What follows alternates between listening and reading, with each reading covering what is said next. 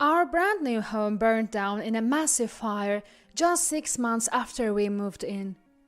When I went to check the situation, I found my mother-in-law, Natalie, and my sister-in-law, Isabel, searching for something. As I approached to talk to them, I overheard a disturbing conversation. I immediately called the police. My name is Jasmine. I married John 2 years ago, introduced by a friend. John was kind, but that changed after we got married. About 6 months into our marriage, John became a different person, as if someone else had taken over his mind. His language changed, and when he was in a bad mood, he'd yell so loudly that even the neighbors could hear. Once he started yelling, it was hard for him to stop, no matter how much I cried and screamed. After a year of marriage, John started coming home noticeably late. I asked John about it. "Hey John, can we talk?" "What is it? No pointless chatter, okay? You've been coming home late recently. Why is that?" That question set John off. "What are you implying? That I'm out having fun? I'm working late for you, and you question me like this?" "I never said you were out having fun. I just asked why you are coming home late." But once John got angry, he wouldn't calm down. "Shut up!" When he was about to yell again, I said, "Want to yell some more? Go ahead, be my guest." I had learned. When I said this, John would suddenly cool off and quiet down. I had been using this tactic to silence him lately. One day, I met up with Mary, the friend who introduced me to John. "Hey, Mary," about John. "He's always quick to anger. It's gotten better recently, but he used to yell at me so loudly it was unbearable." That sounds tough. It's more than tough. I'm sure the neighbors could hear John's yelling, and it was really hard for me. But Mary changed the subject as if she hadn't heard me. "So, want to go shopping together soon? There's a sale coming up." I felt like Mary was avoiding this topic of John, but the sale did interest me. "Sure, let's go together." When I said that, Mary smiled happily. I felt a slight discomfort with Mary's attitude today, but I soon forgot about it. That night, John came home and was unusually kind, just like he used to be. He even brought home a cake as a gift. "You're so kind today, John. Did something good happen at work?" "What? So I'm usually not kind?" "If you were always like this, I'd be so happy. I'm always kind, you know." Given the yelling I had witnessed, I couldn't take his words at face value. About 6 more peaceful months passed. John and I decided to build a house, thanks to financial help from my dad, who lives far away. I called my dad to thank him. "Dad, thank you. Come visit when the house is done." My dad responded cheerfully. "Sure, I'm looking forward to it. But I'd also like to see a grandchild by then. Children are gifts from heaven. You know, just be patient." 6 months later, our new house was finally complete. The layout was something John and I had planned together, and I was very fond of it. The day after we took possession of the house, we invited Natalie and Isabel for a dinner party. I would have loved to invite my parents too, but unfortunately, they had caught the flu and couldn't leave their home. As Natalie and Isabel entered the front door, Natalie exclaimed, "My, what a lovely house! I'd love to live in a place like this, right, John?" "Mom, it's my house, so you're welcome anytime. No need to hold back." Natalie and Isabel wandered around the house, making all sorts of presumptuous comments with John. "This spacious room would be perfect for me. I'd put a TV here and a large bed by the window. The view is nice too." "I agree, Mom. This room would be perfect for you." I was puzzled by Natalie's comments but said nothing. However, I was shocked by what John said next. "Mom, that won't work. I'm planning to make this room my hobby space. You'd be better off in one of the upstairs rooms." "I can't do stairs. They'll be too difficult as I get older." "Good point. So, is this going to be your room after all, Mom?" I had been listening quietly, but finally I couldn't hold back. "Natalie, this room is intended to be mine and John's bedroom." At that moment, Natalie's face turned red, and she trembled as she spoke. "What's with that tone? It sounds like you're telling me not to come here." "I'm not saying that. Like John said, we think an upstairs room would be better for you. But stairs are a hazard for older people, as I've already said." "I understand, but you are still quite spry, so I think you'll manage." "How dare you? You think it's okay for me to risk my life on the stairs? John, say something." John, who had been silently listening to our exchange, finally spoke. "Jasmine, you're in the wrong. Apologize." Isabel chimed in. "Jasmine, you're the one at fault. Remember your place as John's wife." I was so stunned by their words that I couldn't speak. John continued. "Why are you silent? Didn't you hear me tell you to apologize to my mom?" "I heard you, but I haven't said anything wrong. Why should I apologize? We decided this room would be our bedroom when we planned the layout, remember?" "I don't recall saying that." Hearing this, Natalie gloated. "See? Even John says this isn't your bedroom. You must be imagining things. Get a grip, you're still young." Natalie covered her mouth and laughed. "That's right. Jasmine should apologize. Start treating my mom better." John spat the words at me. "I can't apologize when I've done nothing wrong." "John, did I say something incorrect?" "Enough already. I'm losing my patience." John's face turned menacing, just like the old days. Seeing that, I felt sad and said, "John, you only care about Natalie, not me." Tears began to stream down my face. Natalie responded, "John, you married a difficult woman. If you'd chosen someone more obedient, life would be easier." "Maybe so, but it can't be helped. I chose Jasmine." "John, you drew a losing ticket, didn't you?" Natalie muttered, as if contemplating something. "Well, it's fine. I have my own plans." 3 days later, Natalie had her bed and TV moved into the first floor room by a moving company. I watched as it happened, but I couldn't say a word. Living with Natalie became a daily struggle for me. She would constantly scrutinize my actions and find something to nag about. John was still coming home late, and the time he wasn't there was just Natalie and me. I wanted to escape. One afternoon, I got a call from Mary suggesting we meet up. We decided to meet at a restaurant near my house. "Jasmine, how have you been?" "I'm fine. Why do you ask?" "No reason, just checking in." "That's odd. By the way, do you have a boyfriend yet?" I asked casually, but Mary seemed a bit flustered by the question. "No, not yet. I'm not very good at this, so it's hard to find a good man." "Really? You say you're not good at it, but you're quite charming. You were popular in school, remember?" "That was a long time ago. No one's interested now that I'm older." "Is that so? How are things with John?"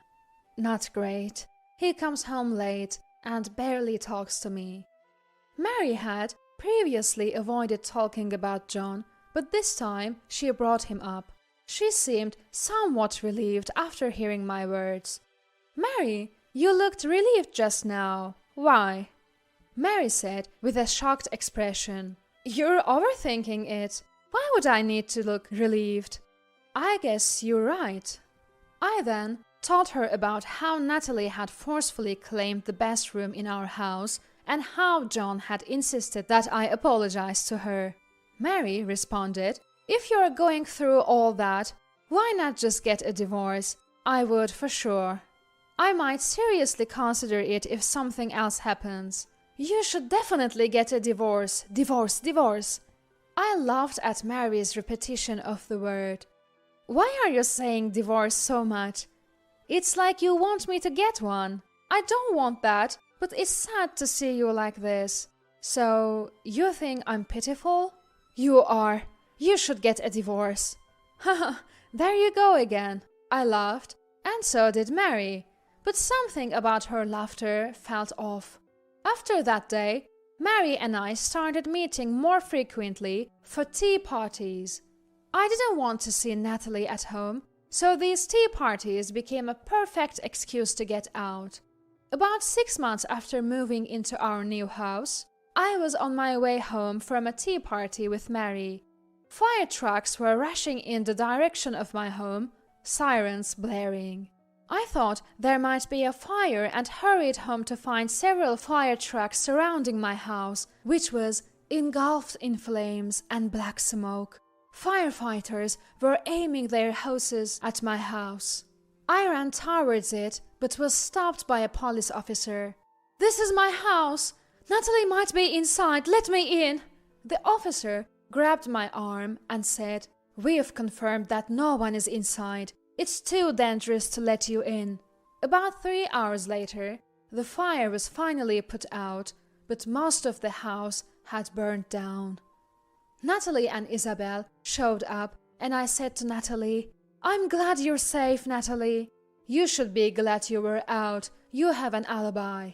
Natalie said this while glaring at me. I called John after a while. "Our house burned down in a fire." John's voice on the other end sounded calm. "Is that so? I'll head to my mom's house then. What will you do?" Natalie's house is now occupied by Isabel alone. "Can I go to your mom's house too?" "I don't know. You'll have to ask her directly." "All right, come home early today." I said that, but John hung up without responding. I turned to Natalie. "Can I stay at your house today? My house is small and dirty." "That's not true. Thank you for letting me stay. Just for today. Tomorrow, you'll have to find an apartment or something.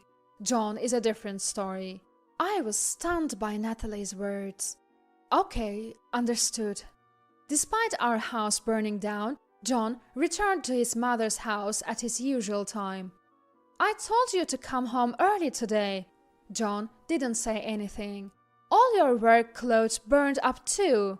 "I have clothes here, so it's fine." "Maybe for you, but I lost everything. Plus, Natalie told me to leave by tomorrow." "Well, it's my mom's house. Why not look for an apartment?" John echoed Natalie's sentiment. "Finding an apartment isn't that easy. I'll stay at Mary's." Suddenly, John raised his voice. "That's not acceptable. Find your own place." "Mary is my friend. It's fine." "Don't argue. Don't inconvenience others." For some reason, John was suddenly angry. After John told me not to stay at Mary's, I reluctantly stayed at a business hotel the next day. I found an apartment, signed the lease, and moved in the following day. The police contacted me that day, saying it was okay to enter the house for a short time as they had finished their investigation. When I arrived, I saw Natalie and Isabel hunched over the charred remains, seemingly looking for something. As I approached to say something, I overheard a chilling conversation. "It burned nicely, but what a big mistake. I didn't think she'd be out," Isabel said, looking frustrated. "You didn't check properly." They were so engrossed in their search that they didn't notice me approaching. I took out my phone and started recording them. John had a $1 million life insurance policy on her. What a waste. We'll have to think of another way, but first we need to find that diamond ring she had. Right, that ring could fetch a good price. Let's keep looking. The moment Natalie pumped herself up, I spoke from behind them. "Natalie, Isabel, What are you so diligently searching for? Both were so startled that they nearly lost their footing. Natalie then said, "We're not looking for anything. We were just talking about how everything burned down." "Is that so? I thought you might be looking for this." I showed them the diamond ring on my finger. Both stared at the ring with a look of regret. I happened to be wearing this ring the night before the fire. It's a precious ring my dad gave me as a wedding gift. I heard diamonds can burn at high temperatures, you know. "Oh, really?" Isabel said, but I could almost hear her grinding her teeth. "By the way, I was shocked by what you said earlier. What's this about $1 million life insurance policy on me?" Both of them turned pale and fell silent. Finally, Natalie spoke.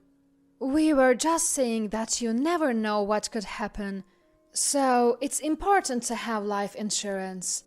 "That's right. I see. Well, I recorded your entire conversation on my phone. I'll go consult with the police now. Goodbye." I quickly left the scene, wary of what they might do since they were capable of setting my house on fire. I heard them shouting behind me, but I ignored it. I went to the nearest police station, told them everything, and showed them the video. The officer prepared the paperwork and said, "We'll proceed with the investigation and contact you later." As I left the police station and headed to my car, Natalie and Isabel appeared. I didn't expect them to show up there, so I yelled, "Why are you here?" "You said you were going to the police, so we followed.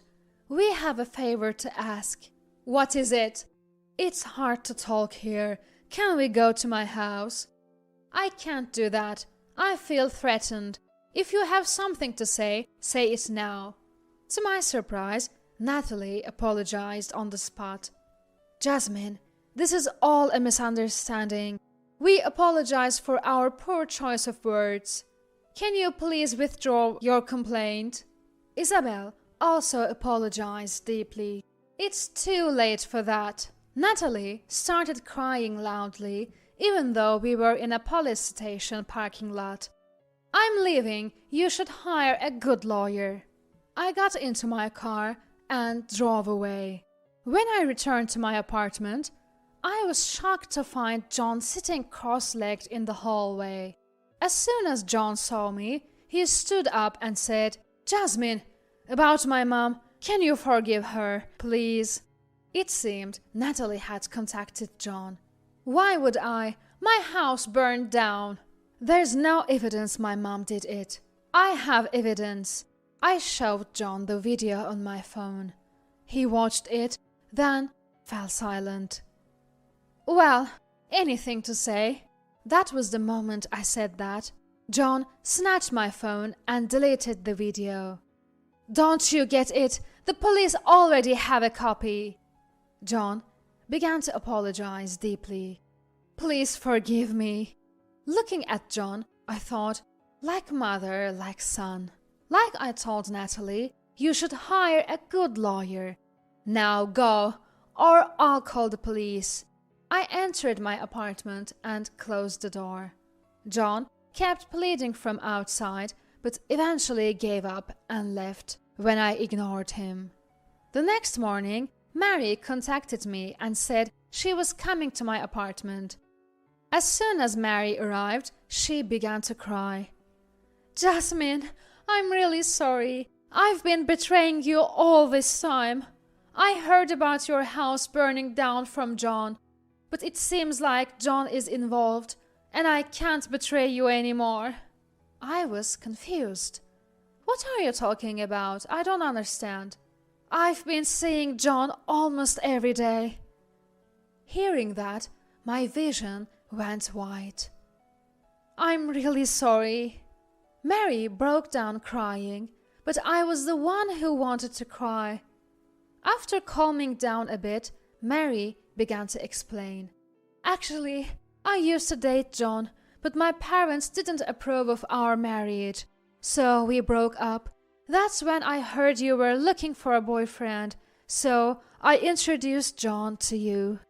Why didn't your parents approve? When my parents met John's mom, she was rude to the wait staff. That was enough for them to say no. I see. But why are you still seeing John? We broke up, but I couldn't forget him. So I started calling him, but eventually we began meeting again. Now he comes to my house almost every day after work. Mary started crying again. I don't care about John anymore, especially after what happened. But I'm shocked that you betrayed me, Mary. I'm really sorry. Come to think of it, John became unusually kind the night I talked to you about him. Did you say something to him? Yes, I told him to treat you better. I thought so. What are you going to do about John and the others? Are you leaving it to the police? Tears filled Mary's eyes. I acted hastily and filed a complaint, but I'll withdraw it. I expect they'll question me, but it's not because you told me to. Why? If they get arrested, they won't be able to compensate me for my house. Mary nodded silently. Let's go to John's parents' house. You're coming too, Mary. Mary hesitated for a moment, but then agreed. That's right, I have to go with you. We went to John's parents' house, where John, Natalie, and Isabel were all present. John was visibly shaken when he saw Mary with me. Why are you two together? Mary was my best friend. You have a problem with her being here? What are you talking about? I heard everything from Mary. John glared at Mary. What's going on? I'm sorry. I can't keep deceiving Jasmine. She's always been there for me when I needed help. Mary broke down crying again. John clicked his tongue and then asked me, So, are you withdrawing the police complaint? Natalie chimed in. Jasmine, did you change your mind? Well, I could withdraw the complaint, but there's a condition. What's that?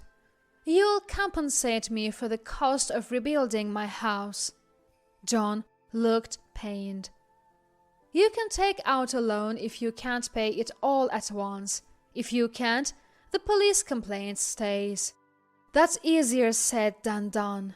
Fine. Then enjoy your time in prison eating terrible food. When I said that, Natalie, with tears in her eyes, spoke up.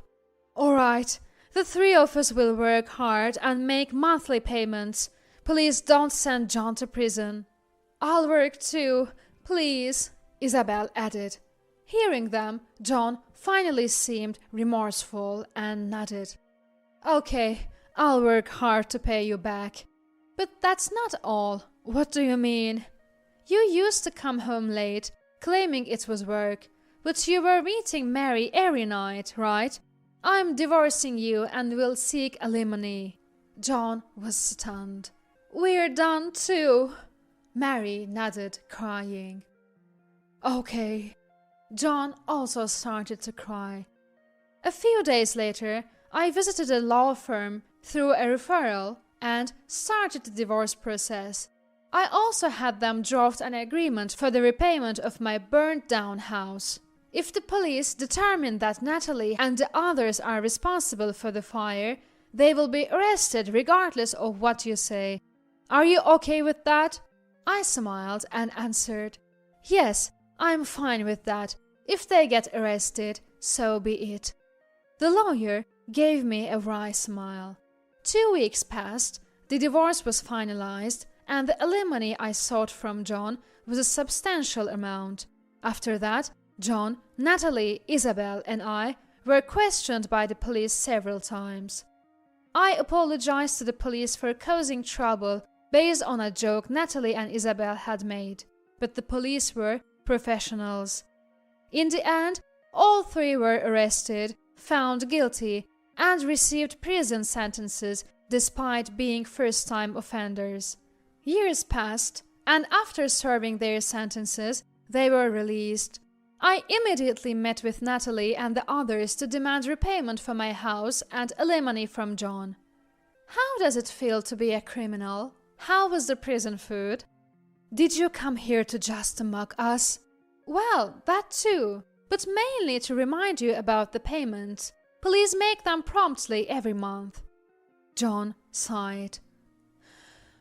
Fine, but I'm an ex-con now. I can't get a good job, so I can only pay a little at a time.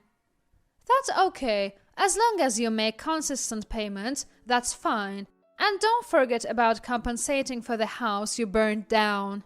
John, Natalie, and Isabel all looked defeated. You burned down the house my dad was looking forward to seeing. I'll make sure you pay for it, no matter what it takes. I won't give up. Later, John took a job directing traffic at construction sites, while Natalie and Isabel found part-time cleaning jobs at a supermarket and a grocery store, respectively. However, 6 months later, all three collapsed from overwork and were hospitalized. When I visited them in the hospital, I said, "Once you're better, get back to work and pay me back. I'm not one to give up easily." As for me, I had taken a job at a small local company 2 years prior. About a year in, a man from my workplace proposed to me. He was a dull but earnest man, and his parents were very kind. Without hesitation, I accepted the proposal and got married. Life became mundane, but a year later, we had a baby girl. Taking care of a newborn was tough, but every time she smiled at me, I felt incredibly happy. As I looked at her smile, I wished for nothing more than to live happily ever after with my husband and our baby girl. Married for 20 years, I never thought my husband could scare me like this. "How much is your salary?" Usually, I would have told him without a second thought, but his expression when he asked, that unsettling smirk, was terrifying. I thought he was up to something. In a snap, I lied. My name is Natalie. I'm 48 years old. By day, I'm an architect at my uncle's firm. Just your average woman, juggling work and a family life with my husband. We never had kids, but life was content and peaceful. Let me tell you a bit about my background. My parents divorced when I was 5, and I was raised by my mother. She passed away when I was 15, leaving me to fend for myself. With my grandparents gone and no close relatives, and my father having a new family, I feared I'd lead a lonely life. But then my uncle, my mother's brother, and his wife said, "Natalie, come stay with us." Despite having 2 children my age, they raised me as their own. I planned to drop out and work, but they encouraged me to finish high school and even college. My aunt and uncle, both of them, are first-class architects. They were using those credentials to run a construction business. Both were the epitome of the artisan spirit. Though they had their disagreements, they respected each other's skills and maintained a good relationship. I admired them as they busily sketched out blueprints. Their biological children chose different paths, but inspired by my uncle and aunt, I enrolled in architecture school and joined their firm after graduation. I wanted to repay them for all the help they've given me throughout the years. That was my sole focus. After getting my architect's license while working, life became a whirlwind of busy days. I got married when I was 35 to a husband 5 years my senior. It was a first marriage for both of us, and we were considered late bloomers. We weren't passionately in love, but we wanted a life partner. I aspired to have a marriage like my uncle and aunts, striving and trusting together. We lived comfortably on our combined incomes, thinking only of saving for retirement. But everything changed when my uncle, whom I deeply respected, passed away at 65 from a sudden heart attack.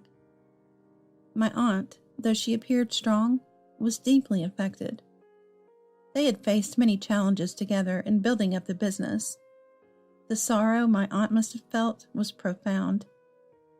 I couldn't grieve forever. I had to take over my uncle's work, splitting tasks with the staff and informing clients amidst overwhelming busyness. A month and a half had passed since my uncle's death when my aunt came to me with a proposition. "Natalie, it's about the company." I had naturally assumed she would take over. "Would you consider becoming my husband's successor?" "Me? But what about you, Aunt?" "I'm getting on in years, and running a company is beyond me. You're still in your 40s, right? You have the qualifications and the skills, and I believe the employees would accept you." I was nearing my 25th year at my uncle's company.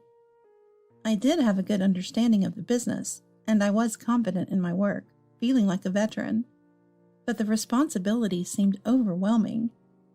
That night, I brought the matter up with my husband. I saw his eyebrows twitch momentarily. I was certain he'd say, "It's a reckless challenge. You're better off sticking to what you know, Natalie." That's what I thought. But before he could speak, I murmured, "I guess running the company is just too much for me." To my surprise, he said, "No. How will you know if you don't try? Don't give up." His enthusiastic encouragement left me stunned.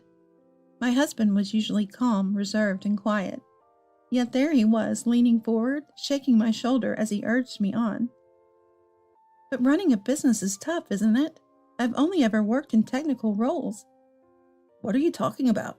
Give up now, and what was it all for?" "Really?" His words somehow filled me with motivation. I had been set on declining when my aunt asked me, yet here I was swayed by the strangeness of human emotion. "If it helps, I could quit my job and support you." He looked me in the eyes as he said it. "What? You don't have to go that far." "No, it's a good idea. You're anxious, right? I'll become your advisor." I was touched by his unexpected devotion. Marrying him had been the right choice. At least that's what I believed at the time, not knowing my husband had a sinister scheme in play. The next day, I told my aunt about my husband's readiness to quit his job to support me, but she was against it. "If our company fails, you both would be left with nothing, right? And I don't recommend working in the same company as a couple. It can be quite difficult." I had always thought of her and my uncle as a happy couple, but being together both at home and at work, they had their fair share of conflicts. I think she was concerned about our future relationship as a couple. I agreed with my aunt's opinion and conveyed it to my husband. He seemed quite disgruntled. He grumbled, but when I told him the decision was final and we couldn't go against my aunt's words, he said arrogantly, "You're the president, aren't you? Talk your way out of it. Can you even call yourself a business owner?" Honestly, there isn't much work I can trust to my husband, who has only ever had office jobs. But saying that would surely crush his pride. "It looks like we can manage with my aunt's support for now. We have employees, after all. If anything comes up, I'll rely on you." With those clever words, I navigated the situation, but feeling like I saw a different side of him. I couldn't fully reconcile my feelings. Still, he declared he'd support me, so he must be dependable, right? I convinced myself of this as I took a new step as a business owner, but before long, my husband's lifestyle became more extravagant. Though he used to hardly care about his appearance, he started updating his watches and shoes, and began to match everything from handkerchiefs to ties, wallets and bags with brand names. We split our living expenses in half, and whatever was left of our salaries went to our personal allowance. Even so, we agreed to save up for retirement. Yet here he was, admiring his new shoes and browsing through a catalog of brand goods with pleasure.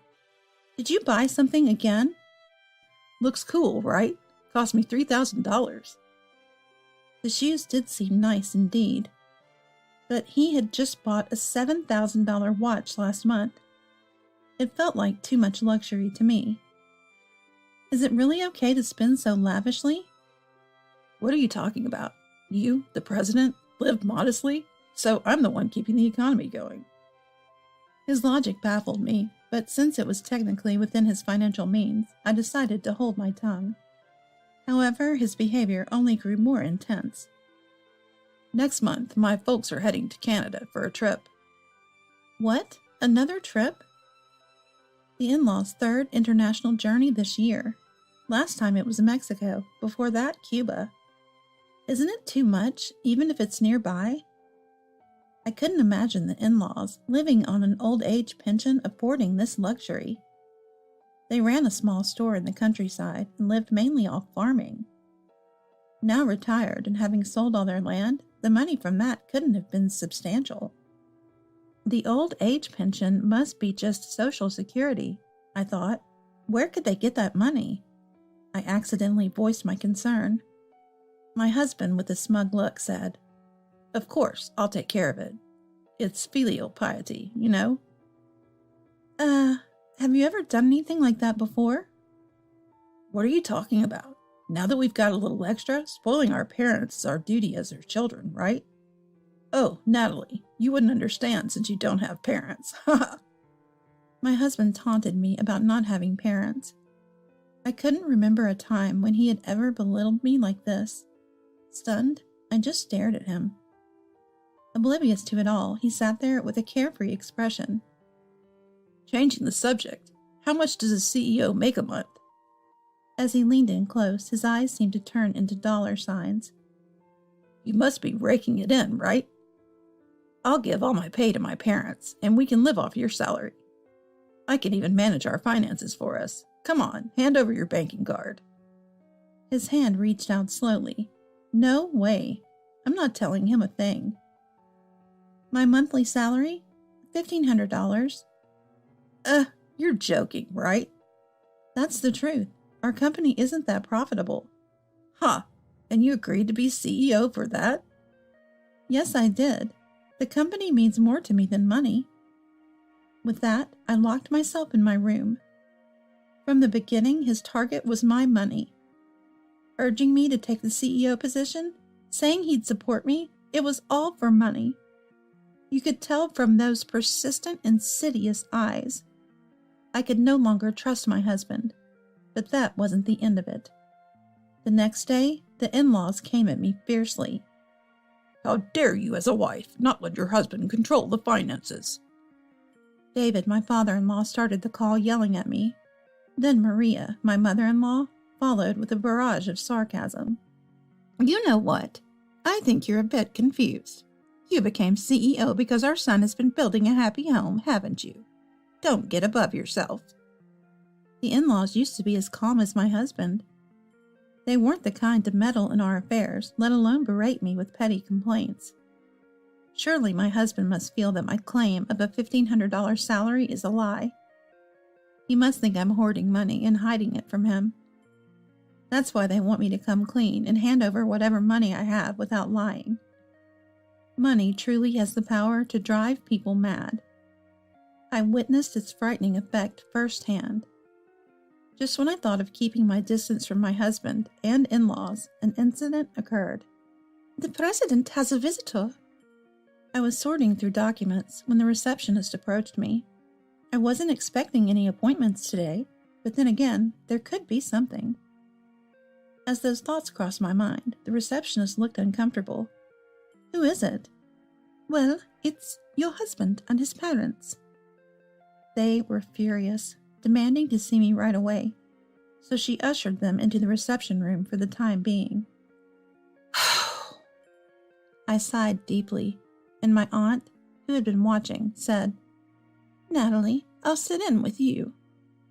I had briefed her on the trouble with my husband, so she must have grasped the situation to some extent. Thank you, Aunt. Together, we entered the reception room. There, my husband and in-law stood, arms crossed, exuding arrogance.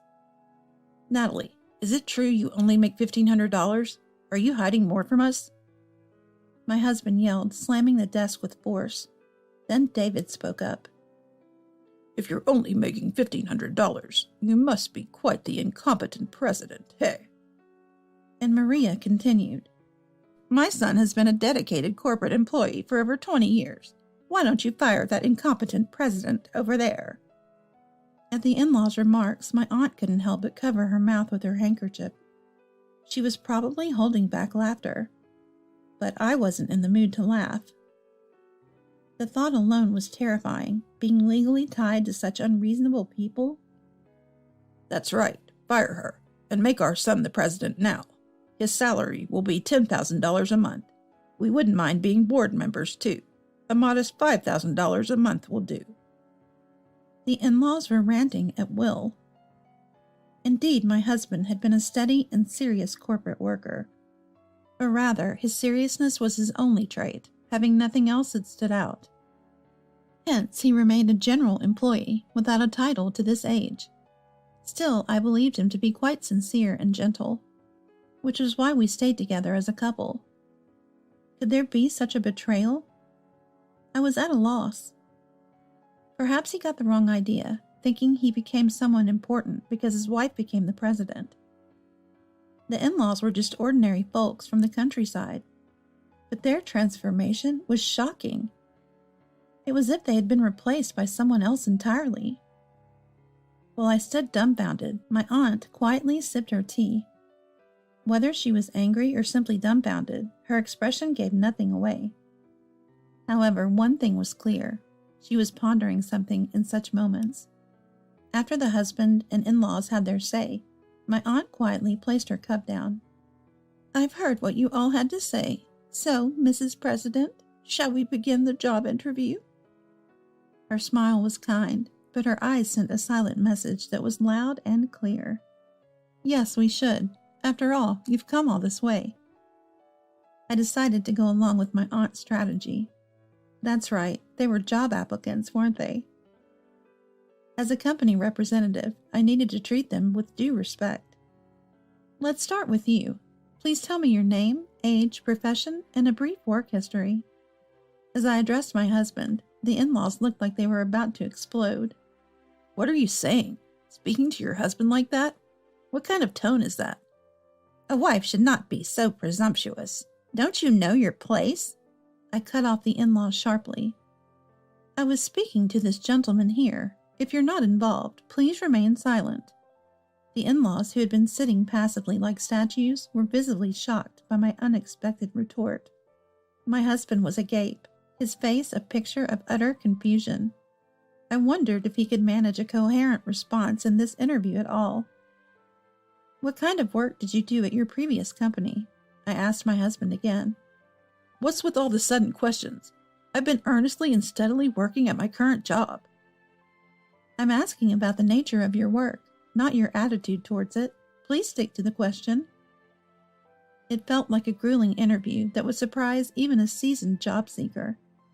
My husband, thrown off by my inquiry, began to sweat and look around nervously. Then my aunt joined in the interview with a pointed comment. And mind your language, please. This is an interview after all. The normally direct and straightforward aunt was not known for such remarks. My husband looked as if he had been scolded by a schoolteacher, and I decided to add to his discomfiture. Do you have your resume and work history with you? It's common sense to bring them to an interview, isn't it? And bringing your parents to an interview, that's just not done, is it? I sighed heavily. Well, it seems you do want to work, so let's hear a little more. Once again, what were your responsibilities in your current position? I asked my husband once more, smiling with a professional smile. Well, I was doing paperwork, organizing invoices and such. Really? What kind of documents were you preparing? What tools did you use? Tools? What are you talking about? I was taken aback that my husband could be so clueless. Focus. Focus on the interview. So how did you go about sorting these invoices? Well, I used a calculator for each one to check if they matched the delivery notes. A calculator, huh? Doesn't your hand get tired? Don't mock me. If there's one thing I have, it's physical strength. I wasn't asking about physical strength, but it seemed my point was lost on him. All right then. If you have any strengths you'd like to highlight, now's the time. Strengths?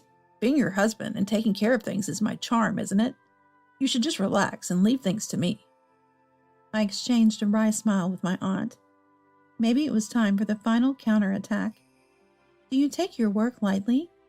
Huh? With this company, what can you actually do? From this conversation, it seems like you can't do anything at all. You seem pretty useless, not just in a company, but in everyday life too. My husband and in-laws were dumbfounded by what I said. Don't take society too lightly, please. I'm not foolish enough to hire a good-for-nothing like you. What? No good, you say? Well, isn't it true? Who uses a calculator for accounting these days? And how do you make your documents? Don't tell me it's all handwritten. My husband flinched at my words. Was I right? What on earth has he been doing at his company all this time? I looked at my pitiful husband with cold eyes. Noticing my gaze, he looked back at me, his face even more frightened. I'm gonna head home. Natalie, you keep up the good work. Go home? But we're in the middle of the interview, aren't we? No, it's fine. You seem to be doing well as a president without me. Ha ha. He laughed, but his face was contorted. As a final act as his wife, I decided to put things right. You've forgotten something. I thrust the divorce papers at him. What's this? Well, it's pretty obvious you're only after my money. Sorry, but I don't want to spend my retirement with someone like that. Why, all of a sudden? Do you realize the things you've said to me? Because I have no parents. I don't understand filial piety. Give you all my salary? Please, the joke's on your face. Both my husband and in-laws were completely downcast. They were only getting in the way of work by staying, so my aunt wrapped things up with, "Thank you for coming today. We will inform you about the outcome of the interview later." And she ushered them out of the office. What a bunch of outrageous people. Auntie, thank you. You've been a big help. It's all right, but really, it's scary how people can be blinded by money. I nodded in strong agreement with my aunt's words. After that, my husband and I got divorced with lawyers involved. It's true, my take-home salary was indeed $1,500. However, that was excluding the executive compensation and qualification allowances. These were supposed to be added to my monthly salary, but I had arranged to receive them with my bonuses instead. There was no particular reason. It was just that my uncle used to do it that way, so I followed suit. Well, that was only for the first 6 months, and after the divorce, I had it added to my monthly salary. I still can't fathom why my husband changed so much. It turned out he had been recommended to retire by his company. He had worked steadily and diligently, never expecting to be virtually dismissed, which seemed to wound his pride. Unable to confess this to me, who had climbed up to the position of president, his broken pride must have been the reason he started looking down on me, trying to retain some sense of self-worth. He fell into an absurd belief that my financial and social status were his, which turned him into an unreasonable person. Later on, I heard that he resigned from the company and is now living quietly while looking for a new job with his parents at his in-laws' house. If only he hadn't indulged in luxuries. He might have had a decent amount of savings, but he frittered away the savings we steadily accumulated on this and that, and before we knew it, the balance was nearly zero. Really, money can change people. I've come to realize its frightening power all over again. President, let's take a break for some coffee, my aunt suggested as I was absorbed in looking over blueprints. Since the divorce, I've been working hard every day with a weight off my shoulders. Thankfully, this term's sales are on track to meet our goals. It looks like we'll even be able to give out bonuses to the employees. Natalie, thank you for safeguarding the company, my aunt said while sipping her tea. Not at all. It's all thanks to you, Aunt, I replied. I couldn't have done this much. It must be your personality. Ever since you were little, you've always been kind and strong. I didn't make the wrong choice. Oh, stop it. I finished my coffee in one gulp, not because I was thirsty, but because tears suddenly started to spill. Have I managed to repay the favor? I gently set the cup down and went back to work. What does it mean to be selfish?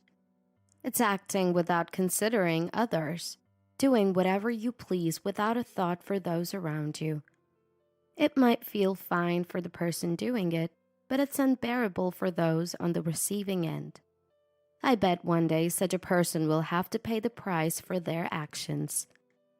My name is Michelle.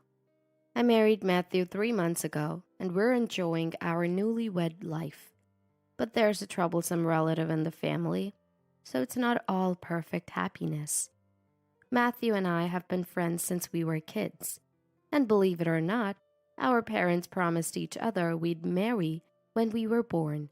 That means we were betrothed, engaged from birth, but as babies we had no idea about any of this. My dad, Taylor, and Matthew's dad, Stanley, have been friends since their childhood. Our dads, being close friends, agreed to marry off their kids. We live close by and our families get together often for big celebrations. Taylor and Stanley love their drinks. They're what you'd call heavy drinkers. When we were born, they were overjoyed and celebrated with so much drinking, they decided on our marriage in their merriment. I first heard about our betrothal in 4th grade. At that time, our dads had started some joint venture and were celebrating their initial success. As they clinked their glasses, enjoying their success, one of them said, "It's great our bond is strengthening through work. Looking forward to an even deeper connection in the future." "Yeah, really. In about 10 years, right? We should have a grand wedding." Listening to their conversation, I asked, "What are you talking about?" They joyfully told me about the arrangement between me and Matthew. I was hearing for the first time that such an arrangement had been made. I still vividly remember how surprised I was. I've always loved Matthew, like a brother, but I never thought of him as a marriage partner. We were just kids, and marriage seemed like something far off in the future. Next to me, Matthew, who was equally surprised, protested, "Don't decide this without us." But our drunk dads just laughed it off. "Don't be embarrassed, it's cute," they said, not taking us seriously. "Don't worry, Michelle. I wouldn't want this to make things awkward between us. Let's just stay the way we've always been." Matthew, mature for his age, reassured me. Compared to my panicked state, he was the ever-steady Matthew. Just then, Matthew's older sister, Mary, 3 years our senior, joined us. And that's how Mary became the troublesome relative I mentioned earlier. In this day and age, an arranged betrothal is so outdated. Anyway, if Matthew marries you, Michelle, you'll become my sister, huh? Mary glanced at me meaningfully and smirked mischievously. "As your sister, you'll have to absolutely obey me. From now on, be even more useful to me." Her words made me internally groan with dismay. We've known Mary since childhood, due to our family's close ties. But Mary, well, she's a handful. Being older, she looks down on me, bossing me around, ordering me to do this and that. Once Matthew's mom asked us to clean the house and tidy up. Matthew's grandma had just injured her back, so his mom had to care for her and couldn't manage the housework. That's why she asked for our help. The tasks weren't difficult, cleaning, weeding the garden, but as soon as Matthew's mom left, Mary dumped everything on Matthew and me. Not only did she delegate, but she also criticized everything, barely lifting a finger herself. Yet, when her mom returned, she lied, claiming she led the effort. Basically, she took all the credit. And then, the cake we got as a reward had strawberries on it. "I want another one, so I'll take yours," she said, snatching a strawberry from my cake without waiting for a response. I stared in dismay at my own barren cake as Mary chuckled mischievously. Matthew kindly took a strawberry from his cake and put it on mine. "Don't just take the rewards without doing any work, and definitely don't take from others," he protested. But Mary just laughed. It's fine. Whatever I want, Michelle and Matthew should give it to me. Another problematic trait of Mary's, her greediness. Countless times, she's demanded various things from me. When give me doesn't work, she switches to lend me. Normally, lending implies returning, but not for Mary. What she borrows, she considers hers, so I never get things back. Only after persistent nagging do they return, often broken or damaged beyond recognition. Matthew told me about times when Mary took his saved-up allowance under the guise of borrowing. It's frustrating. Even if I demand interest, I don't even get the principal back. She just agrees, but it's all empty words.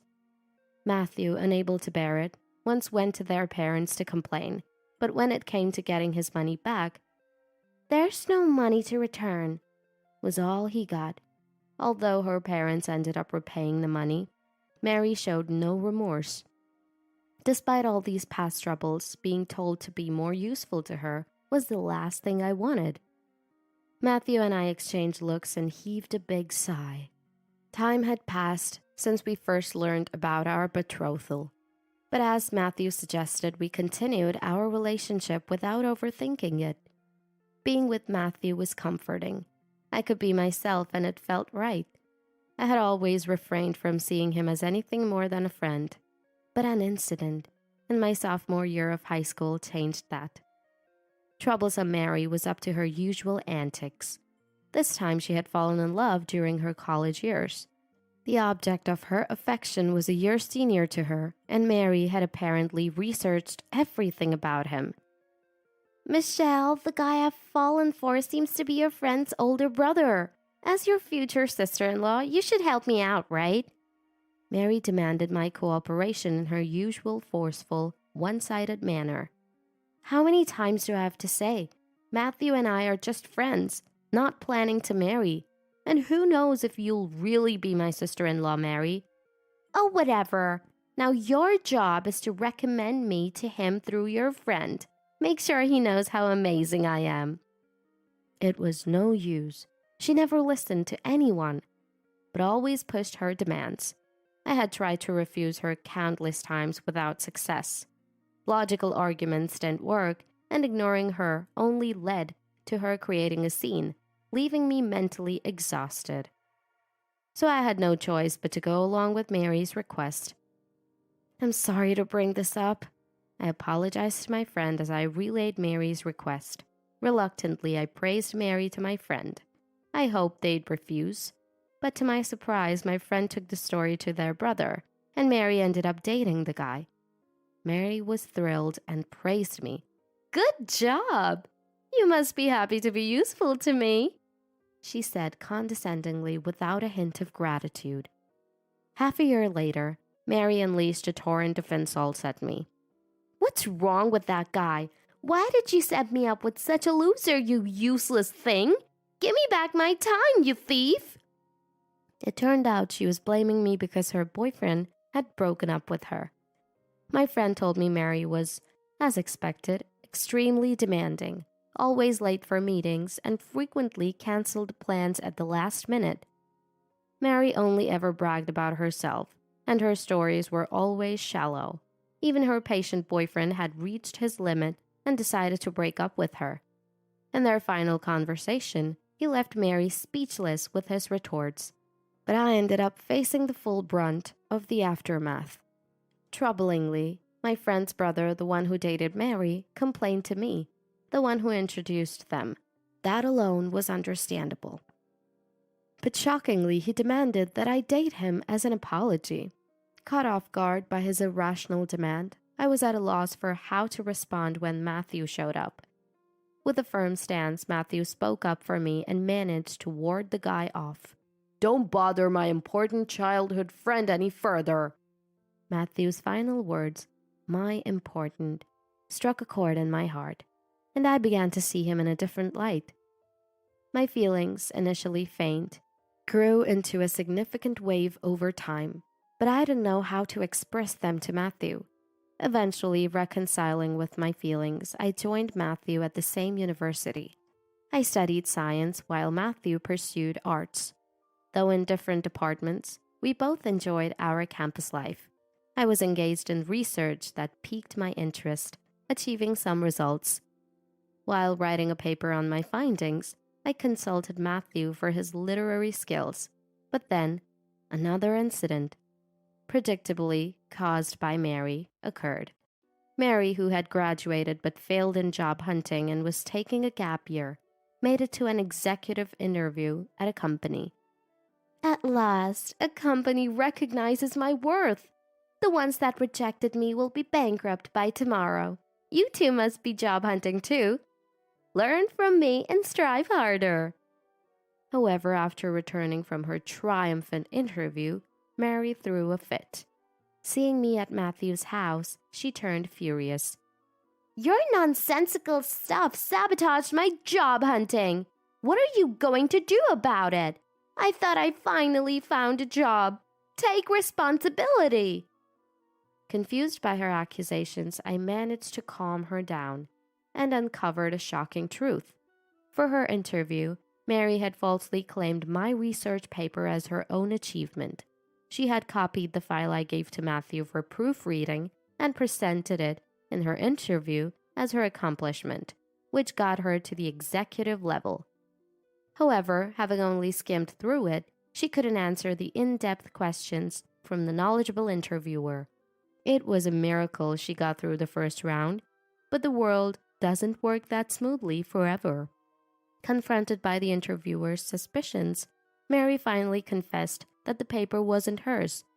As expected, she was rejected, and the interview was cut short.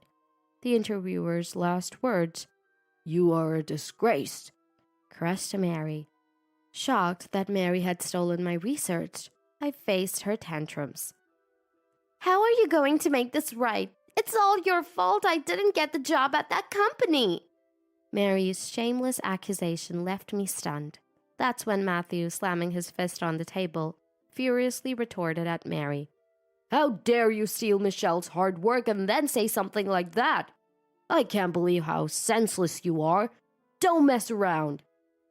Mary's tantrum escalated with Matthew's scolding, but he stood his ground. Matthew's mom, hearing the commotion, came and forced Mary to apologize to me, but her apology lacked any sincerity. Although I couldn't shake off my anger towards Mary, Matthew standing up for me stirred my emotions. The feelings that started changing in high school took a new intensity. After graduation, Matthew and I decided to start a business together. Struggling with job prospects, we thought, why not turn our passions into a career? Our dads, who had a successful joint venture, understood our business idea and agreed to invest. It might have seemed rash given our youth, but we were ready to take that step. Predictably, Mary looked down on us. Using your parents' money for a startup? How naive! Matthew maybe, but Michelle will surely fail. You'll end up bankrupt and miserable. Despite her words, Mary was still unemployed and living off her parents, yet she had the audacity to criticize us. Her double standards were as glaring as ever. We tried to ignore Mary's selfishness, but her words still stung. The hurt became our motivation, fueling our dedication to the business. Though challenging, our efforts paid off, and we gradually saw success. As the business stabilized, and I found peace, I looked beside me and there was Matthew, always my support. Realizing this, the feelings I had hidden deep inside surged forth. I loved Matthew. 6 months later, we got married. Gathering my courage, I confessed my feelings to Matthew, who smiled warmly. I've loved Michelle since we were kids. Tears of joy overflowed from my eyes, a testament to my happiness. Our parents were thrilled about our marriage, a perfect realization of their arranged betrothal. But Mary, predictably, had her say. So, I became Michelle's sister-in-law after all. As your sister-in-law, I'll guide you from now on. Unable to tolerate Mary's unemployment any longer, my father-in-law Stanley recently forced her to take a job at his company. Despite her constant complaints, Mary declared, "Now I'll find a good man and be happier than Michelle and the rest." She was huffing and puffing with determination. While building a home with Matthew is a joy and something to look forward to, the constant threat of Mary's unpredictable behavior is mentally taxing. A year into our marriage, our parents organized a celebratory dinner, and we visited Matthew's family home for the first time in a while. Our parents asked about grandchildren, but Matthew and I are content with our work and life right now. We're not thinking about children yet. We believe a child will come when the time is right. At the dinner, Mary's bad habit of demanding things resurfaced. "Isn't that a new car you arrived in? A cute beige one, right? Let me drive it. Lend it to me." We had just bought a new car as a first anniversary gift and for work necessity, which had only been delivered recently. "No, you can't. The insurance is only for Matthew and me, and you've just got your license. What if something happens?" "Something? I passed my driving test on the first try. I'm a pro. No need to worry." Mary was persistent in her demands, arguing back at every turn. Matthew joined me in trying to dissuade her. "Really stingy, aren't you? Can't even listen to your sister-in-law. Fine, I'll marry him and get a fancier car, and then I won't lend it to you." Mary was bragging about her new relationship with a man from a client company. Moreover, the man was the president of the company, and Mary was proudly sharing her tales. Her frustration at being denied the car cooled off to some extent, minimizing the hassle for us. It's fascinating how some childhood traits never change, even as we grow older. One evening, while Matthew and I were relaxing after work, Mary called. "So, Matthew's company is hosting a barbecue, right? Employees from client companies can join too. I'm coming, so make sure you prepare good meat and delicious drinks." 3 years into running our company, we planned a barbecue party to thank our hardworking employees and supportive clients. We couldn't refuse Mary's participation since she works at a related company, but her potential for causing trouble made both Matthew and me worried. The day of the barbecue was cloudless and sunny. Expanding our planned area was a good decision as more guests than expected showed up. Thankfully, the adjacent plot was available.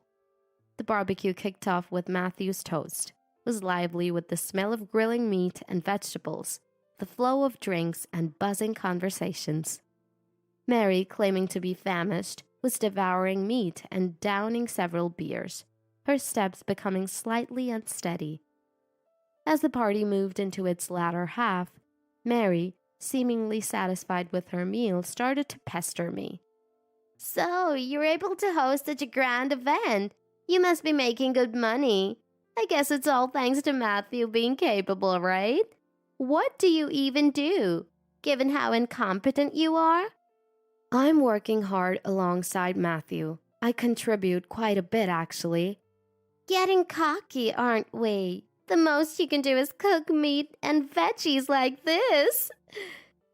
It's our way of showing appreciation to the hardworking employees and supportive business partners. It's only natural that I cook and serve. Frustrated by my response, Mary retorted, "Don't get too full of yourself, you failure!" With that, she shockingly threw her cup of beer all over me. I was so taken aback by her action that I just stood there, stunned, looking at my beer-soaked clothes. Other guests were equally surprised by her behavior, realizing she had gone too far. "Well, I apologize for my incompetent sister-in-law here. She must be such a bother to all of you." Mary said it with a laugh, trying to downplay her act while still belittling me. Feeling uncomfortable, she quickly left, grabbing a piece of grilled meat and a can of beer on her way out. Matthew came over with a towel, handed it to me, and said, "Sorry about Mary. It's about time we correct her misunderstandings for the future." I agreed with Matthew's view. As the enjoyable barbecue came to an end, and it was time for the closing remarks, Mary reappeared looking pale and uneasy, perhaps from drinking too much. When I stepped forward to address everyone, Mary looked bewildered. Did everyone enjoy today? Our company's growth to over $50 million in annual sales is all thanks to our employees and partners present here. As the president, I express my deepest gratitude. Interrupting my speech, Mary exclaimed in shock. $50 million in annual sales? Is the company really that successful? And you're the president, not Matthew? The company Matthew and I founded was based on commercializing a system from my research. The same research Mary had once unauthorizedly used for an interview was improved upon and became the foundation for our groundbreaking efficiency-enhancing system. Its adoption by numerous companies and the resulting positive feedback increased demand. We continued to develop new systems, doubling our annual sales year over year. I became the president on Matthew's suggestion. The system that became our product was Michelle's creation. It only makes sense for you to be the president, he said. I oversaw system development while Matthew handled accounting, HR, and general affairs. Together, we managed the company. Mary was in disbelief about her misunderstanding. Wait, you, of all people, are the president? Since you're rich and a president, you'll forgive me, right? Forgive you for what? You've done too many things. I thought she was referring to her past actions, including spilling beer on me. But then Mary said something odd. Well, about the car. I borrowed it earlier and accidentally hit something. It's your fault for leaving the keys in. What car?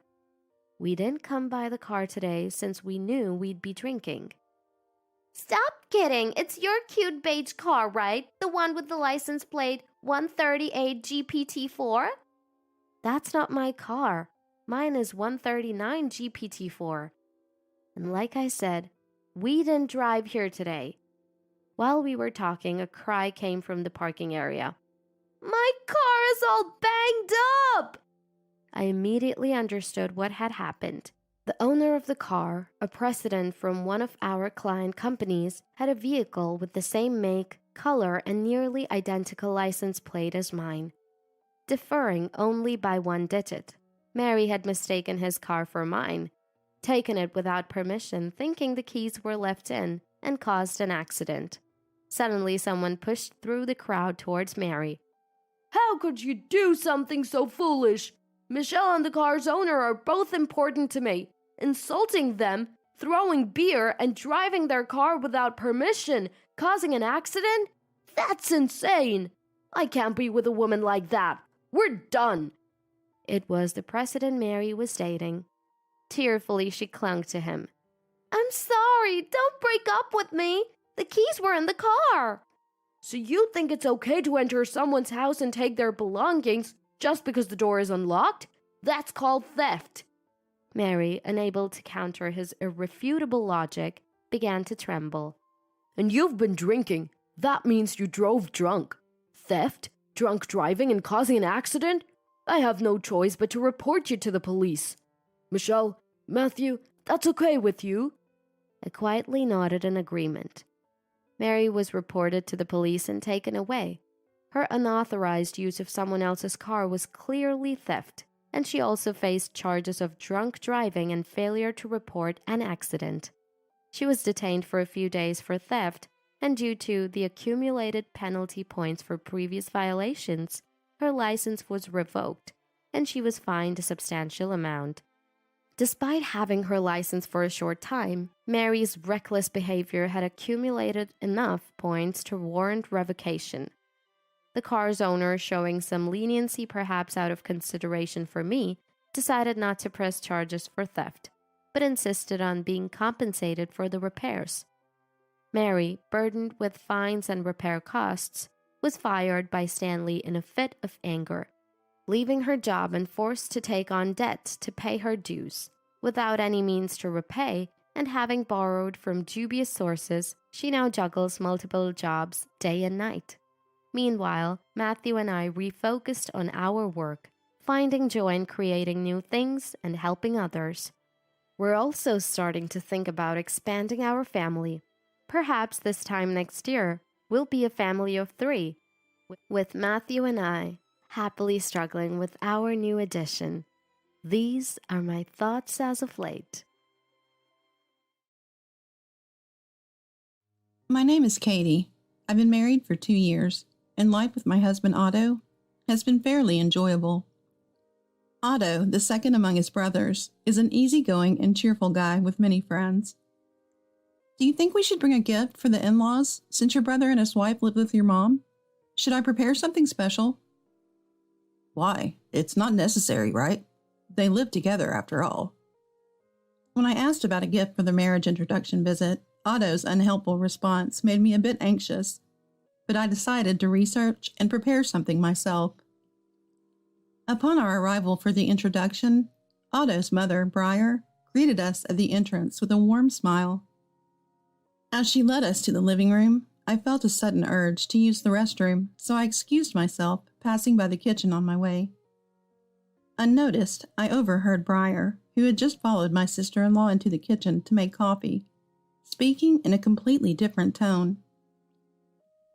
Look at this. The gift she brought? Seems like something you could buy just anywhere. Did she think bringing 2 would seem thoughtful? Kids these days really lack common sense. Hearing this left me stunned. I quietly returned to the living room, making sure Briar didn't realize I had overheard. She soon followed me, smiling and thanking me for the gifts. If only I had trusted my instincts, then maybe I could have avoided some pain. But love is blind. Being deeply in love with Otto, and since our workplaces and planned home were far from his parents' house, I naively thought everything would work out. For a while after our marriage, our days were peaceful. We had decided to wait on having children until our finances, which had dipped due to wedding expenses, recovered. So we prioritized our hobbies, enjoyed movie dates, and relished our lives as a couple. My interactions with my mother-in-law were limited, even during extended weekends, and I had no issues with her. In fact, I had almost forgotten about the incident during the greeting visit. She always seemed kind, treating us with delicious meals and a friendly demeanor. I even admired her. I don't have any siblings, so I'm envious. You seem really close. They're okay, I guess. We used to fight back in the day. Yeah, like this one time, I broke his stuff. He wouldn't speak to me for ages. That was my 3rd year of middle school. It was a rebellious phase. Did you eventually make up? One day, I came back from the club activities to find a lunchbox with a note saying, "I'm sorry, let's talk." Right, I heard that in 6th grade, people made lunchboxes for their crushes in cooking class, so I asked Mom to teach me, and I made one. Being apologized to like that by a younger brother, how could I not forgive him? Isn't that a bit sneaky? Brother-in-law said this with a laugh, but the sentiment of a cherished memory was palpable. If we ever fight, maybe I should have Otto make me something.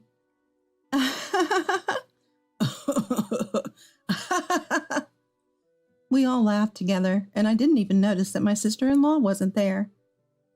I thought everything was going well with my seldom-seen mother-in-law, and Otto and I, despite our busy schedules, made sure to align our days off at least once a month, maintaining a good marital relationship.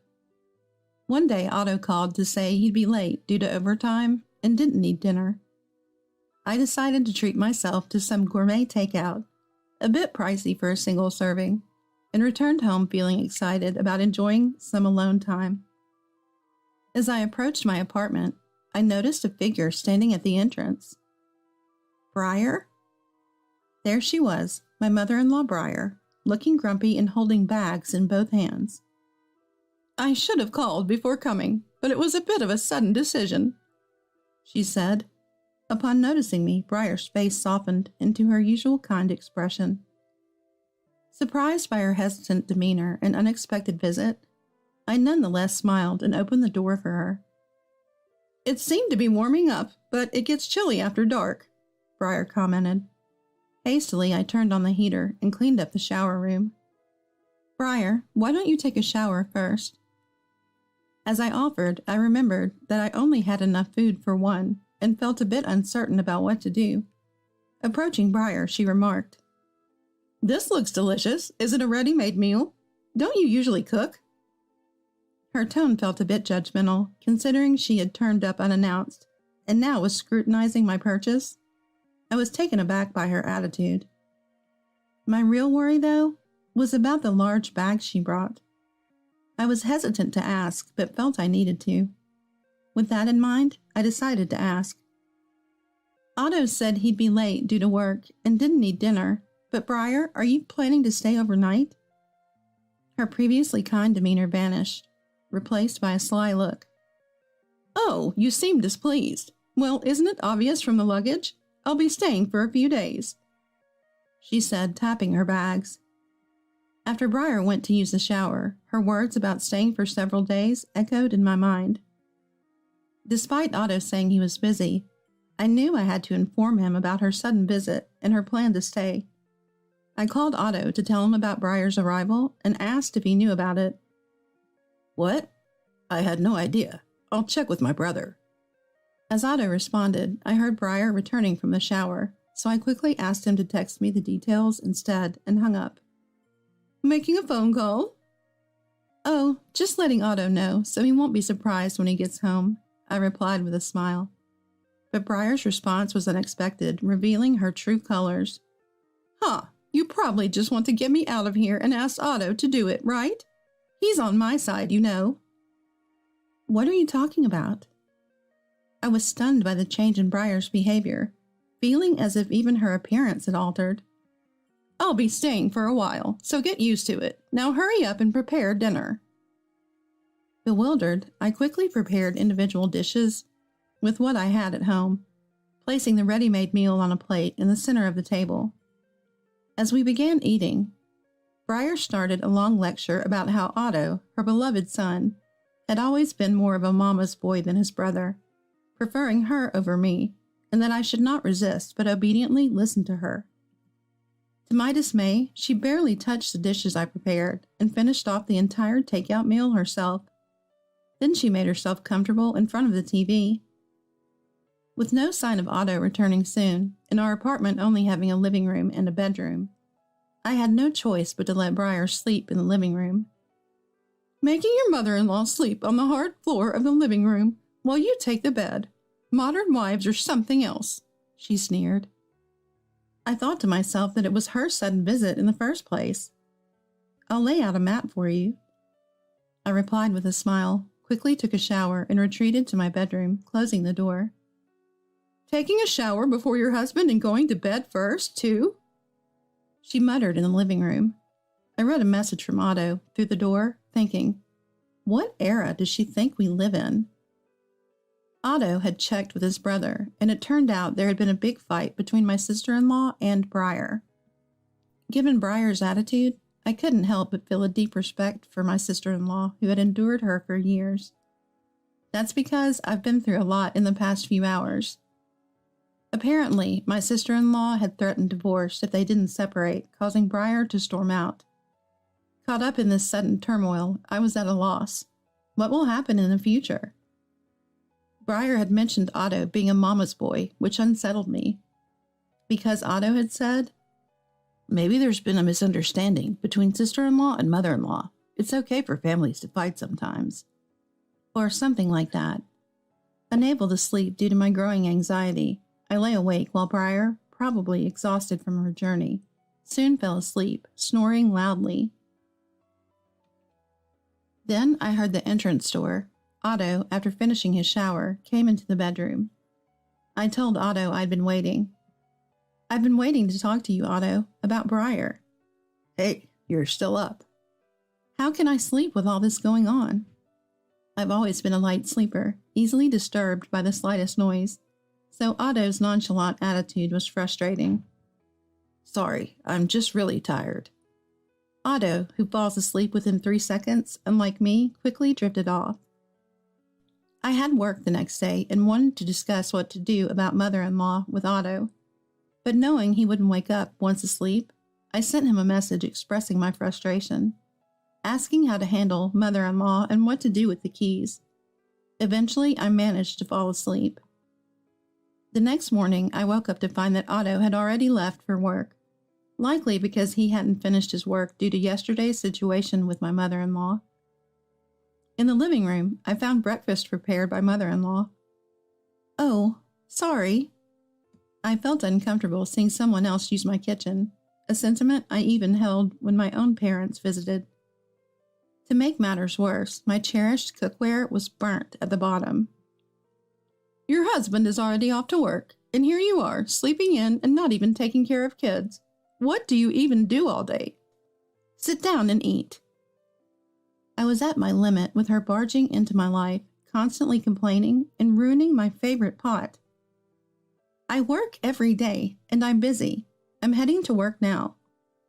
She looked surprised at my response, probably not expecting any pushback. "I can't leave a guest in the house alone. Since you seem uncomfortable here, I think it's best if you leave today. Can you manage that?" I spoke calmly, but it dawned on her that she had been kicked out by sister-in-law and brother-in-law too, and her face showed a hint of frustration. She ate quietly, started packing, and I felt relieved. I left for work with a sense of triumph. I honestly won this time. That's what I thought. I arrived at the office feeling refreshed, but during lunch, I saw several missed calls from Otto. "What happened?" "What do you mean, what happened? You insulted and kicked out my mom. I didn't think you would do something like this. She made breakfast and even a lunchbox for me. A few days wouldn't have hurt.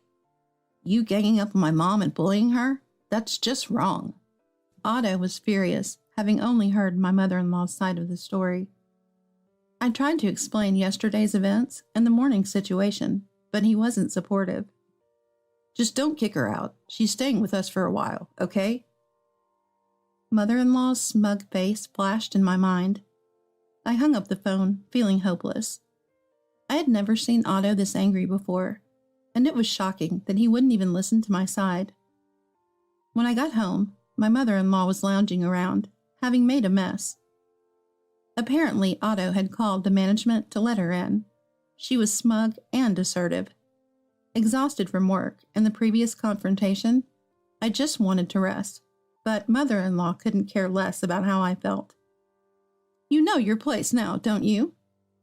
Get cleaning, prepare the shower, and start on dinner." She then started watching TV. I had no energy left to resist. After preparing dinner and enduring mother-in-law's snide remarks throughout the meal, I went to bed early. Otto still not home. Days passed without a proper conversation with Otto. Each day I was woken up early, returned home to do chores, and grew increasingly exhausted. Finally, a day came when Otto and I both had a day off. I thought we could finally talk, but when I woke up, they were already getting ready to leave. "Hey, you're up. Since it's your day off, Mom said she'd let you rest." "What?" "We're going out to try a breakfast spot nearby. Mom's been doing all the cleaning and chores recently, right? You should be thankful." "It's fine. I'm just a guest staying here after all. It's the least I can do." "Don't worry about it. You've been accommodating my sister-in-law all this time. Take it easy for now. I'll talk to my brother about it." Otto and mother-in-law left the house amidst such conversation. I was dumbfounded by their chummy act, but grateful for the chance to relax and recover physically and mentally. The next morning, I found our matching mugs, bought when Otto and I got married, shattered in the sink. "Oh, that! I thought it was an ugly cup, and it just slipped from my hands. Toss it for me, will you?" I carefully wrapped the pieces and hid them in the bedroom so mother-in-law wouldn't see. I held back my anger and despair. In the past month, my daily life had been shattered just like that cup. We had happy days, and even when things got tough, we always talked it out, even if we argued. Just as I was thinking this, I realized for the first time that I wasn't taking it seriously.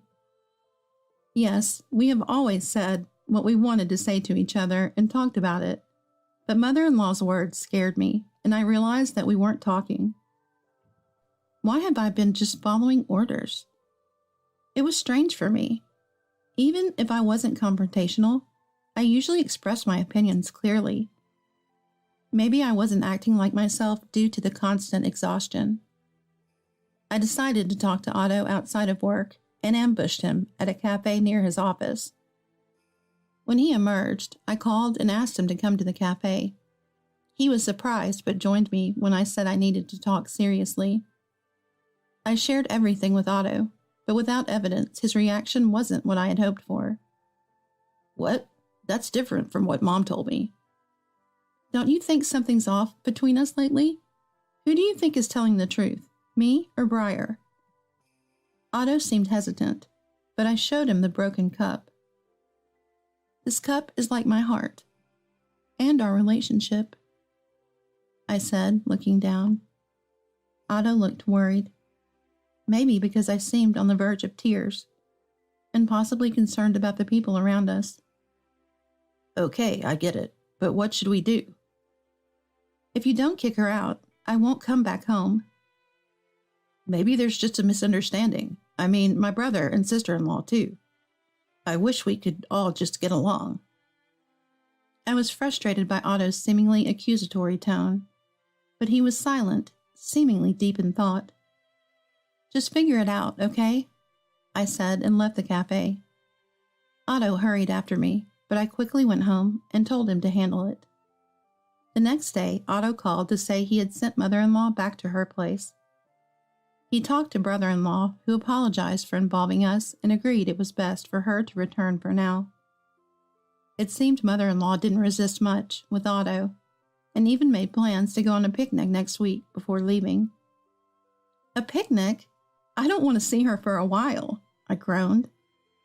Otto's unilateral decision made me realize he hadn't understood my feelings. I thought sending her home was the best for now, and I have a plan. A picnic with everyone, sharing good food and a lunchbox. I think it'll help us get along again. His positivity was almost commendable, but I doubted things would go as smoothly as he hoped. Still, I asked, "Do you have a good idea?" He explained enthusiastically and reluctantly. I agreed to participate. On the day, we prepared early in the morning and headed to the meeting place, where brother-in-law and his wife were already present, having left their kids with sister-in-law's parents. "Sorry, Katie, I didn't mean to involve you." Sister-in-law apologized. I assured her it wasn't her fault and commended her endurance in a similar situation. Mother-in-law had arrived first and secured a spot. Otto and brother-in-law went back to get the cooler box they had forgotten, thinking we wouldn't want to meet mother-in-law alone. "No, it's fine," I said, and went ahead to the picnic spot. Approaching mother-in-law, she started her usual snide remarks as soon as she realized it was just the two wives. "Just the wives who wanted me out, huh? Where are the sons?" "They went to get drinks. This is just the appetizers," I said as I placed the bag containing the food on the seat. Okay. I'll see if there's anything you can eat before you two come, so spread it out." But... I hesitated, knowing it would derail Otto's plan, but under mother-in-law's insistence, I opened the bag and neatly laid out the lunch boxes. "I had a bad feeling when you said appetizers." "Is it not okay? We thought to make lunch boxes for the picnic." "Picnics are for meat. Ha ha ha. Bring steak. Ha! Cheaping out, huh? And what's with this messy omelet? No sense of taste at all." As she criticized, a hand reached over mother-in-law's shoulder. It was Otto's hand reaching over mother-in-law. His face looked like he was holding back tears, a mix of frustration and complexity. He silently began packing up the lunch boxes. "Never invite me again, and don't come to our house." "What?" From our angle, we could see the men approaching, but mother-in-law hadn't noticed them yet. Realizing she had been overheard and seeing Otto's reaction, mother-in-law was shocked and grabbed at his feet in a panic. "Wait, I didn't mean it. Those were just words blurted out in response to their harsh comments. But you saw it, right? The eggs were a mess and the sausages were burnt. Mother-in-law tried to appease Otto, but each word she said seemed to twist his face more. I decided it was enough and told her the truth. Please, just be quiet. I said it calmly, but she either didn't hear or chose to ignore me, continuing her excuses. So I raised my voice a bit and addressed her directly. Briar, the lunchboxes were made by Otto. What? It wasn't me. Otto made them, hoping to reconcile everyone. Didn't you notice the contents? We've talked about it so many times. Otto made the lunch. Brother-in-law seemed startled, taking a box from Otto and inspecting its contents. Same as that time, huh? You haven't changed. Making the same things from back then? Realizing this, mother-in-law seemed to recall the contents and showed a look of realization. It's the same. I thought if we ate this and shared memories, maybe we could work things out. But I have someone I can't lose, and I should have believed Katie from the start. Otto's words made mother-in-law start crying, but her apology was slightly misdirected. Otto, I'm sorry. You worked so hard on it, and I... Not the point, I thought, and pulled out my phone. I had recorded all the calls and snide remarks mother-in-law had made to me before the picnic. With her behavior reaching a limit, I decided to play the recordings. Mother-in-law tried to drown out the recording with her crying. This is a fake. That's not my voice. She yelled in denial. Aren't you going to apologize to me and sister-in-law? I had hoped she would at least apologize to my sister-in-law, but mother-in-law's callousness exceeded our expectations. You're not involved right now. I'm apologizing to Otto. The person you should be apologizing to is different. Otto sharply rebuked mother-in-law, who was stunned and speechless. Let's go home. There's no reconciling with you, Mom. I'm disappointed in you. I'll pay for your moving expenses, but you need to leave. Brother-in-law sighed in exasperation and took sister-in-law's hand. I hoped you'd learned something living with Otto, but you just repeated your behavior. With that sympathetic look, they left. Initially, sister-in-law didn't want to join the picnic, but I persuaded her, hoping it might lift her spirits. I wanted Otto and brother-in-law to see mother-in-law's true nature, especially since Otto was still half in doubt. If I had been able to record more of the conversation when Otto was gone, I would have played it at the end, but it turns out mother-in-law was even more inhuman than I thought. Leave my house? Mother-in-law was in disbelief. No, that house was rebuilt in my brother's name. I can't believe you're like this, Mom. And then I can stay with you, right, Otto? You're kind. Her words, even in this context, were more appalling than angering. That's impossible. All of it was lies. Katie was right all along. Who'd want to live with a liar? Otto shook off her grasp. I can't live alone. I can't. If that worried you, why didn't you cherish the family who lived with you? It's your own doing. Maybe you should spend some time alone to think. Mother-in-law fell silent at my words. Otto clearly wanted to leave. Let's go, Otto. Back to our home. He nodded silently, and we left, leaving mother-in-law alone on the large picnic sheet, immobile from shock. In the car, Otto attempted to discard the lunchboxes, but I stopped him. I want to share this magical reconciliation lunch with you. I'm really sorry, Katie. Eventually, my brother-in-law stuck to his word, covering only mother-in-law's moving costs and firmly making her leave. Mother-in-law, with nowhere else to go, moved in with her sister, but due to her unchanging nature and attitude, she was soon asked to leave. Struggling to live on her pension alone, mother-in-law had to start working, frequently changing jobs due to her lack of experience and difficult personality. At one point, my desperate mother-in-law called my brother-in-law for help, but he refused. Though Otto was hurt by mother-in-law's true colors, he began to value me more, listening and making an effort to enjoy our time together. My sister-in-law and I grew closer, and our interactions with brother-in-law's family increased, often enjoying barbecues together. Spending time with their son made us realize our own desire to grow our family. We're expecting to become a family of 3 next year. I sometimes wonder if, when our child grows up and brings someone home, they'll understand why mother-in-law acted the way she did towards us wives. The thought makes me anxious, but I'm focused on creating a home filled with smiles and happiness for our family of 3. Don't act so high and mighty over a mere $1,200. You're useless. Try stopping your financial support. See if I care. Even though I've been sending money to my brother and his wife for 10 years, why do they have to berate me like this? Fine by me. With that, I firmly hung up the phone. They should be the ones worried, not me. I won't help them anymore, no matter what happens. My name is Angela. I live with my husband, Niles, and our son, Seth. Niles is incredibly kind.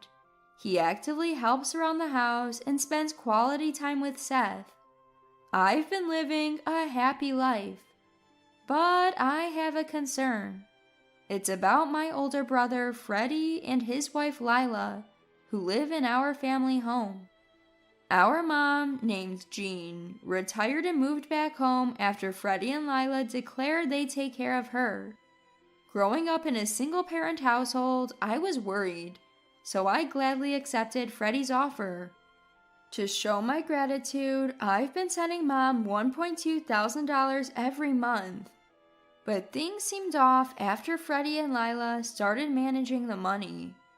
Whenever I forgot to send the money, Lila would angrily call me. Each time I'd rush to transfer the funds.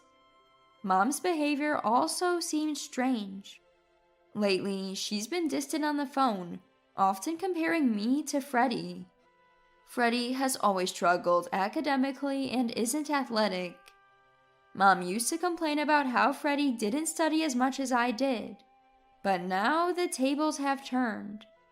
I didn't understand why Mom's attitude changed, but I never stopped the financial support.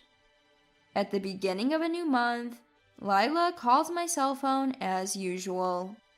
Did you forget this month's money? What's the deal? I'm sorry, I'll transfer it right away. You're so clumsy. How do you even manage to raise a child? Lila berated me and urged me to transfer the money quickly. I felt like I was being extorted and felt uneasy about the whole situation. Is this how financial support is supposed to work?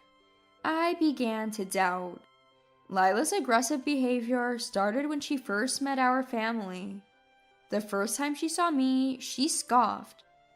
Who's this plain girl? Freddie's sister? No way. I was taken aback. I never expected such a comment from someone I just met. Mom defended me, and I remember that clearly.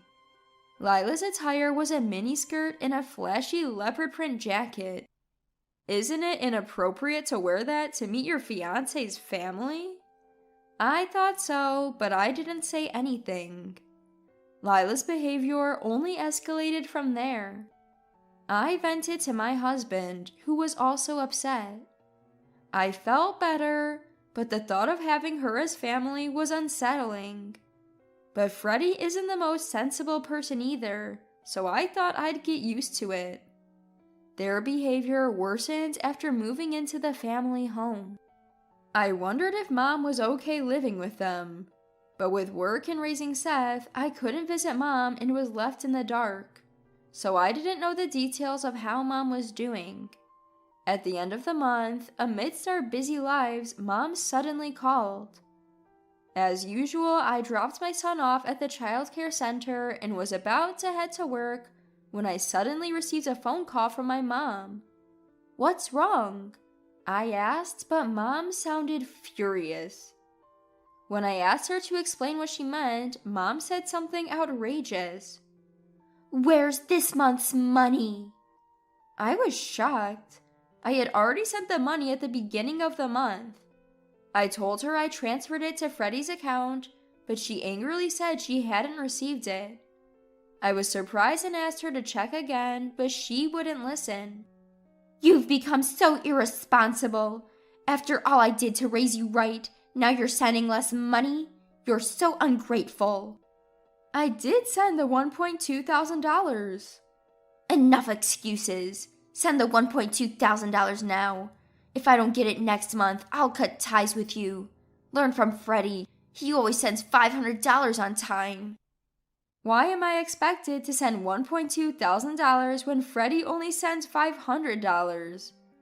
Angry, I yelled back, I did send the money, and hung up. I might have been a bit childish, but I wanted to be clear about the money. If Mom's going to unfairly scold me again next month, I need to check in with my brother. There's a chance his wife is up to something. Determined, I headed to work, my footsteps echoing with my frustration. The next month, as usual, I got a call from my sister-in-law. Did you forget this month? I always tell you to transfer at the beginning of the month, don't I? I asked her about Mom's behavior last month, to which she responded, Oh, she might have been a bit upset, but I leave everything about Mom to Freddie. If you're concerned, ask him. More importantly, make sure you transfer the $1,200. Got it. She hung up without waiting for an answer. Taking her advice, I decided to contact my brother. Hey, I wanted to talk about Mom. He responded with an annoyed, What now? I told him about the angry call from Mom last month and how she was upset about not receiving the money. To my shock, he said, We're struggling too. Since moving back home, we decided to give Mom $500 from your $1,200 and $500 from my salary. We used the rest. This month, we had some extra expenses, so we used all of your $1,200. I was stunned. I couldn't believe my money was being used by my brother, not Mom. I angrily confronted him, but he just dodged my questions. Feeling helpless, I hung up thinking, I should tell Mom about this. I called her and relayed everything my brother had said, but she wouldn't listen. You're just making excuses. You probably didn't send the money this month either. I've sacrificed so much for you two, and this is how you repay me. Mom said that and started crying. I felt helpless and asked Mom to switch to a video call. Let me prove that I've properly transferred $1,200. Upon hearing that, Mom switched to a video call. I then showed her my bank card with the transaction history. Mom stared at it without saying a word. I thought she finally understood, but things didn't go as smoothly as I hoped. You probably faked this. I heard on the news that it's easy to make these things now. I won't be fooled. Just pay this month's amount. We'll talk after that. Well, once I've transferred the $1,200, let me see my brother's bank card too. Mom retorted, acting all high and mighty without even transferring, and hung up. Trusting Mom and my brother, I transferred the money for this month. I believed that once I transferred the money, Mom would understand that I was right. But a few days later, I received an angry call from Mom. What on earth do you think you're doing? Mom yelled in a high-pitched voice. Confused, I waited for Mom to explain. She angrily claimed she hadn't received the money for this month and couldn't make ends meet. I transferred the money on the day I called you. Did you check with my brother? He said he didn't receive anything. Honestly, you're so hopeless. That can't be. Hold on. I hung up and immediately called my brother. As usual, he responded gruffly, I don't know. Lila has the bank card.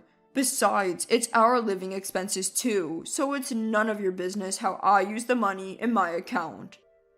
Stop nagging over just $1,200. Hearing that, I contacted my sister-in-law. She laughed nervously and said, "Oops, got caught. I saw the transfer from you and immediately withdrew the $1,200 to buy a designer bag. I plan to pay it back soon, but I work part-time and haven't received my paycheck yet." "Why would you do that? That money was for Mom. It wasn't for your leisure. Return the $1,200 now."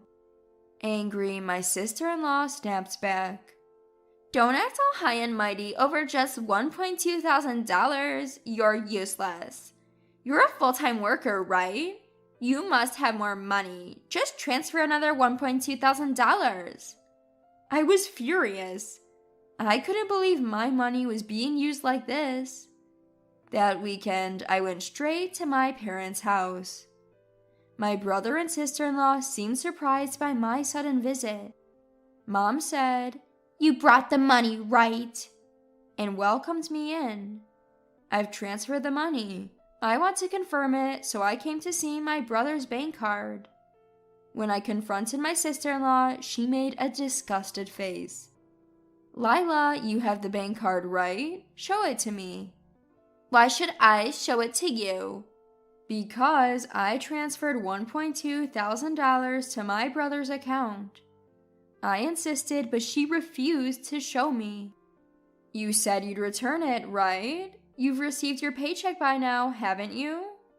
When I glared at her, she tried to dodge the question. "You're trying to blame me for not transferring, aren't you?" "I've transferred it properly." As we argued, Mom shouted in anger, "Angela, enough! I thought you brought the money. Lila would never misuse it." Mom pushed me towards the door. "If you came here for that, then go home. You're no longer my daughter." In my anger, I retorted, "Fine, I'll stop sending money. You might not know, but my brother and his wife aren't as good as you think. They told me they only give you $500 out of the $1,200 I send. They're deceiving you." "You're lying." "Then I won't send money anymore. You'll see." My brother sneered. "Go ahead and stop. If you do, we're done." Gladly. I left my family home with those words. I'm done. I won't help them anymore, no matter what happens. When I told my husband about what happened at my family home, he comforted me.